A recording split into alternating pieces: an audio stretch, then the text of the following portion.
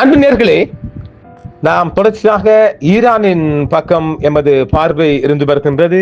எப்பொழுதோ இந்த ஈரான் மீது மேற்கொண்ட தாக்குதலின் விளைவுகள் கிட்டத்தட்ட 201 ஈரானிய பொதுமக்கள் கொல்லப்பட்டிருக்கின்றார்கள். அதை தொடர்ந்து கட்டாரின் அழிவு பற்றி நாம் ஏற்கனவே சொல்லியிருக்கோம். கட்டாரில் அவங்களோட ஏர் டிஃபென்ஸ் சிஸ்டம் முற்றுமுழுதாக ஈரானின் ஏவுகணை மூலம் அளிக்கப்பட்டிருக்கின்றது. இப்பொழுது பஹ்ரைனும் அதே மாதிரி அவங்களோட ஏர் டிஃபென்ஸ் சிஸ்டம், அதாவது கட்டார் பஹ்ரைன் பகுதிகளின் வான் பாதுகாப்பு ரேடார்கள் முற்றுமுழுதாக ஈரானின் ஏவுகணை பட்டா 313 மூலம் ஏவுகணை மூலம் முற்றுமுழுதாக பாதிப்படைந்திருக்கின்றது. இதுதான் இன்றைய லேட்டஸ்ட் செய்தியாக இருக்கின்றது. முற்றுமுழுதாகவே அந்த செய்தியில் வருகின்றது. முற்றுமுழுதாக பஹ்ரைனும் கட்டால் அல் உதைத் ஏற்கனவே அது ஒரு கேள்விக்குள்ள இருந்த விடயம் இப்பொழுது முற்றுமுழுதாக அவங்களது வான் பாதுகாப்பு அளிக்கப்பட்டிருக்கின்றது. தொடர்ச்சியாகவும் அது தொடர் தாக்குதலின் மூலம் அது அளிக்கப்பட்டிருக்கின்றது. அந்த தொடர் குறித்தான செய்திகளை நாம் பார்க்கின்ற போது, ஈரான் மீதான நேற்றைய தாக்குதல்கள் 24 மரணங்களை குறிவைத்து நடத்தப்பட்டன என்றும் குறைந்தது 201 பேர் ஈரானிய மக்கள் கொல்லப்பட்டதாகவும் ஈரானிய அரச ஊடகங்கள் தற்பொழுது செய்தி வெளியிட்டு இருக்கின்றது. ஈரான், இஸ்ரேல் மற்றும் மத்திய கிழக்கு முழுவதும் உள்ள அமெரிக்க ராணுவ இலக்குகளை குறிவைத்து தொடர்ச்சியான எதிர் தாக்குதல்களை நடத்தியிருக்கின்றார்கள்.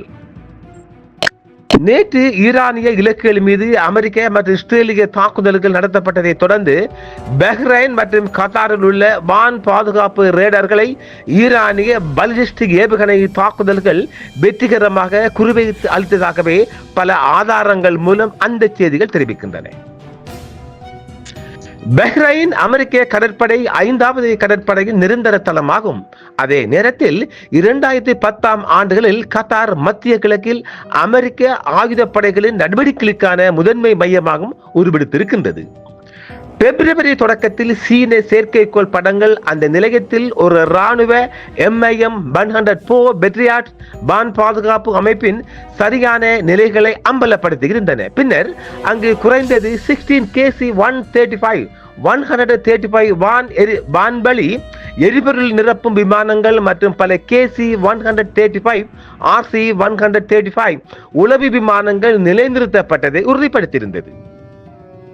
விமானங்கள் பிப்ரவரி 25 27 அன்று துருக்கியில் உள்ள அமெரிக்க தளங்களுக்கு திரும்பி மாற்றப்பட்டது.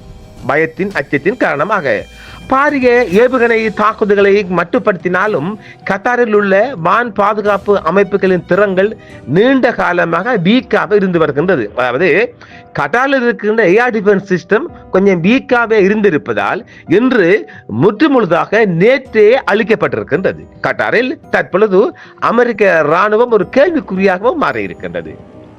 கட்டாரில் அல் உதைத் விமான தளத்தை பாதுகாப்பதில் அமெரிக்க ராணுவம் மற்றும் கட்டார் விமானப்படை MIM-104 பேட்ரியாட் வான் பாதுகாப்பு அமைப்புகள் இருந்த போதிலும் தற்பொழுது முற்றுமுழுதாக அது அளிக்கப்பட்டிருக்கின்றது. ஜூன் 2025 ஏவுகணை பாதுகாப்புகளின் தோல்வி குறிப்பிடத்தக்கது. ஏனெனில் அவை அல் உதைத் விமான தளத்தில் அதை சுற்றியும் 2 தனித்தனி சேவைகளால் தங்கள் பாதுகாப்புகளை ஒருங்கிணைக்கும் வகையில் அதிக அளவில் குவிக்கப்பட்டிருந்தன. இது வழக்கத்திற்கு மாறாக அதிக அளவிலான இடைமறிப்பான்கள் மற்றும் ரேடார்களை குறிக்கிறது. ஆனால் ஈரான் அமெரிக்க ஆயுத படைகளுக்கு தாக்குதல் குறித்து முன்கூட்டி எச்சரிக்கையும் விடுத்திருந்தது. பெரிய அளவிலான மோதல் ஏற்பட்டால் மத்திய கிழக்கு முழுவதும் அமெரிக்கா மற்றும் அதன் மூலோபாய பங்காளிகளின் சொத்துக்களின் சாத்தியமான பாதுகாப்பு சாத்தியமில்லை என்றும் கணிக்கப்பட்டிருக்கிறது. அதாவது வளைகுடாவில் இருக்கின்ற அமெரிக்க பேஸுகள் ஒரு பாதுகாப்பு இல்லாத வகையில் இருப்பதாகவே சொல்லப்படுகின்றது. ஈரானின் பாலிஸ்டிக் ஏவுகணை பாதுகாப்பு ரேடர்களை அளிப்பது அமெரிக்கா, கத்தார் மற்றும் பஹ்ரைன் படைகளின் ஏவுகணை பாதுகாப்பு நடவடிக்கைகளை மேற்கொள்வதாக திறனை கணிசமாக தடுக்கக்கூடும் என்றும் சொல்லப்படுகிறது. ஆனால் முடியுமானவே அது தவிர்க்கப்படவில்லை என்றும் சொல்லப்படுகிறது. அதாவது இருவரு செயல் வருகின்றது. ஏராளமான ஆயிரக்கணக்கான ஏவுகணைகள் நாடு முழுவதும், அதாவது வளைகுடா முழுவதும் 10 நாடுகளுக்கும் முழு வீச்சில் ஈரானால் வீசப்பட்டிருக்கின்றது. அவைகளில் ஏராளமான பாலிஸ்டிக் ஏவுகணைகள் இடைமறித்து வானில் வைத்து அளிக்கப்பட்டிருக்கின்றது. அந்த வகையில் வானில் வீசப்பட்ட ஏவுகணைகள் அங்கிருந்து உடைந்து நொறுங்குகின்ற போது அதில் வருகின்ற டேமேஜ் துண்டுகள் மிகப்பெரிய சேதத்தை உண்டு பண்ணி இருக்கின்றது. இதைதான் இன்றைய கட்டார் நிலைமை இருக்கின்றது. அதாவது ஈரான் பழிவாங்கும் தாக்குதலை கட்டவிழ்த்து விட்ட நிலையில் துபாய் விமான நிலையம் வெடிப்பால் அதிர்ந்ததால் அபுதாபி விமான நிலையத்தில் ஒருவர் உயிரிழந்தார், 7 பேர் காயமடைந்தனர். ஈரானிய ஏவுகணை தாக்குதல்களில் துபாய் விமான நிலையம் புகழ்பெற்ற புஷ் அல் அரப் ஹோட்டல் சேதமடைந்தன.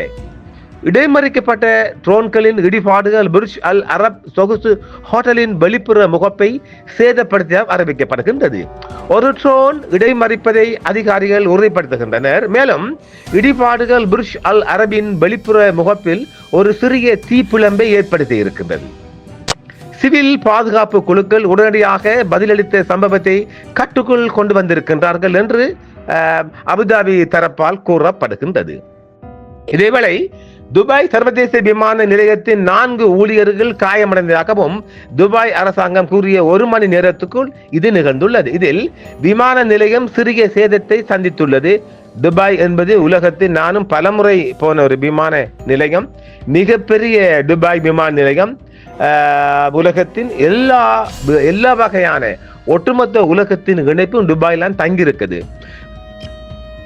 137 ஏவுகணைகள் 209 ட்ரோன்கள் ஈரானில் இருந்து ஏவப்பட்டதாக ஐக்கிய அரபு எமிரேட்ஸ் கூறுகிறது. பார்த்துக்கொள்ளுங்க, 137 ஏவுகணைகள் 209 ட்ரோன்கள், இவ்வளவும் ஒட்டுமொத்தமாக ஈரான் அபுதாபி துபாய்க்குள்ள விழுந்திருக்குமானால் முற்றுமுழுதாக துபாய் சேதமடைந்திருக்கும்.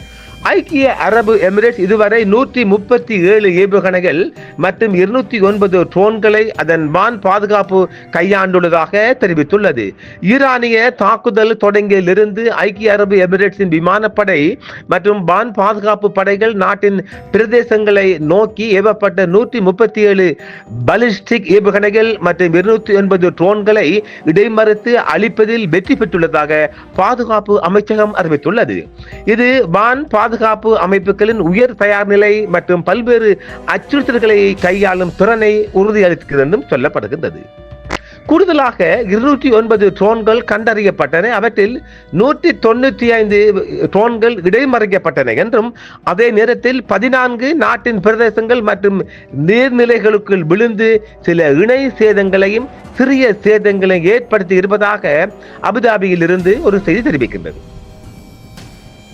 குவைத் பிப்ரவரி 22 நேற்று குவைத் சர்வதேச விமான நிலையத்தில் ட்ரோன் தாக்குதல் நடத்தப்பட்டிருக்கின்றது. இதனால் பாதுகாப்பு கருதி விமான நிலையத்தின் முனையம் முற்றுமுழுதாக சேதமடைந்ததாக சொல்லப்படுகின்றது மற்றும் பல ஊழியர்கள் காயமடைந்தாலும் குவைத்தின் சிவில் விமான போக்குவரத்து இயக்குநரகம் தெரிவித்திருக்கிறது.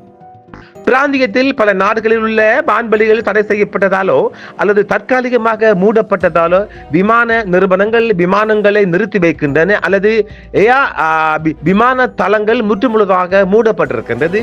இதனால் மைய இணைப்பு, விமான நிலைப்படுத்தல் மற்றும் உலகளாவிய அட்டவணை ஒருமைப்பாடு ஆகியவற்றில் மிகப்பெரிய சேதங்களும் மிகப்பெரிய மாற்றங்களும் ஏற்படுத்தவும் சொல்லப்படுகிறது. அதாவது சரியாக சொல்ல போனால் விமான நேரங்கள் முற்றுமுழுதாக குளோஸ் பண்ணப்பட்டிருக்கின்றது.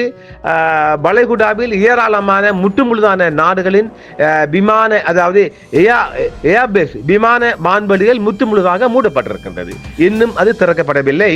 துபாய் பேர்ட் சென்ட்ரல், அதாவது துபாயில் ஒரு பேர்ட் சென்டர் இருக்குல்ல, மற்றும் டோஹா போன்ற விமான நிலையங்களுக்கு செல்வதற்கு முன் விமான நிலையத்தை சரிபார்க்குமாறு விமான நிறுவனங்கள் மற்றும் விமான நிலைய அதிகாரிகள் பயணிகளுக்கு தற்பொழுது அறிவிப்பு கொடுத்து வருகின்றார்கள். அதாவது உங்களது அதாவது நீங்க விமான நேரங்களை நீங்கள் எந்த அளவு பிரயோஜனப்படும் என்பதை நீங்கள் முன்கூட்டியே எமது தொலைபேசி ஊடாகவும் எங்களது வெப்சைட் ஊடாகவும் பார்த்துக் கொள்ளுமாறு வளைகுடாவில் இருக்கின்ற சகல விமான தரப்புகளும் சொல்லப்படுகின்றது.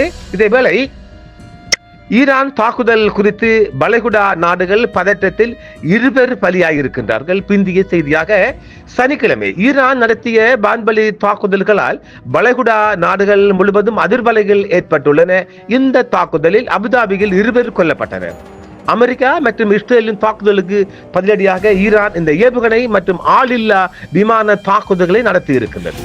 இந்த தாக்குதல்கள் அபுதாபி, துபாய் மற்றும் குவைத் விமான நிலையங்கள், வளைகுடா ராணுவ தளங்கள் மற்றும் குடியிருப்பு பகுதிகளை தாக்கியுள்ளது. இதனால் பிராந்தியத்தில் அமைதி மற்றும் பாதுகாப்பு கேள்விக்குறியாயிருக்கின்றது.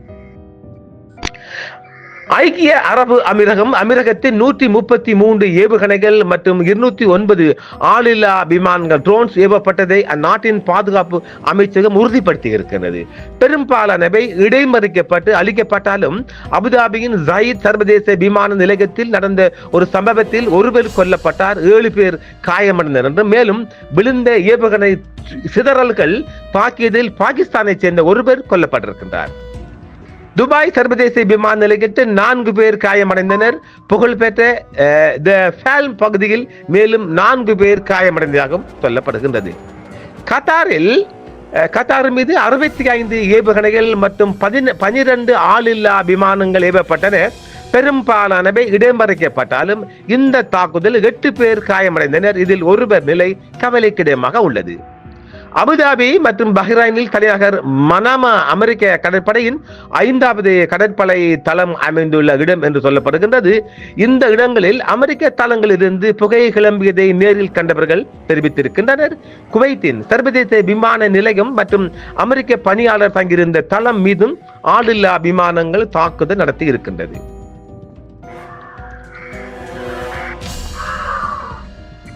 இந்த தாக்குதலில் 3 குவைத் வீரர்கள் உட்பட 12 பேர் காயமடைந்திருக்கின்றார்கள். அமெரிக்காவின் நிலைப்பாடு என்னவென்றால், அமெரிக்கா மத்திய கட்டளை பிரிவு சென்ட்ரல் கமாண்ட் எந்த ஒரு அமெரிக்க கடற்படை கப்பல்களும் பாதிக்கப்படவில்லை என்றும், அமெரிக்க தளங்களுக்கு ஏற்பட்ட சேதங்கள் மிக குறைவு என்றும் சொல்கின்றார்கள். இல்லை, கத்தாரில் மிகப்பெரிய சேதம் கண்டிருக்கின்றது. அந்த சேதம் உறுதிப்படுத்தப்படும் வரை நாம் அதை உறுதிப்படுத்த முடியாது. பார்க்கலாம் அடுத்த அரசியல் செய்திகளிலும். இந்த செய்தியும் அதிகரித்திருக்கின்றது. மீண்டும் எமது 7வது செய்திக்குள் சந்திக்கலாம். பார்ட் 7க்குள் சந்திக்கலாம். நன்றி நேயர்களே, மீண்டும் சந்திப்போம். தொடர்ச்சியாக சேத விவரங்கள் வந்த வண்ணம் இருக்கின்றது. எமது 8வது பாட்டில் அடுத்த சேதங்களை பார்ப்போம் நேயர்களே. நன்றி. என்றும் உங்களுடன் சன்ரைஸ் இந்தியா டிவி சப்ஸ்கிரைப் பண்ணுங்கள், பெல் பட்டனையும் கிளிக் செய்யுங்கள். உங்கள் ஆதரவே எங்கள் சேவை. ஆதரவு தாருங்கள், அரவணைப்போம். மறக்காம சர்ப்ரைஸ் பண்ணுங்க. தேங்க்யூ.